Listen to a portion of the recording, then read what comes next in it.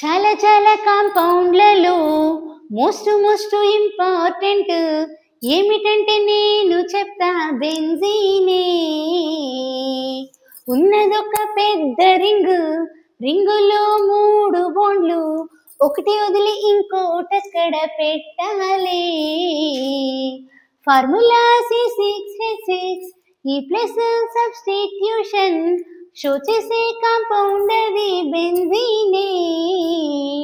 మొత్తం అవి 5 ఉన్నాయి, చాలా చాలా ఇంపార్టెంట్.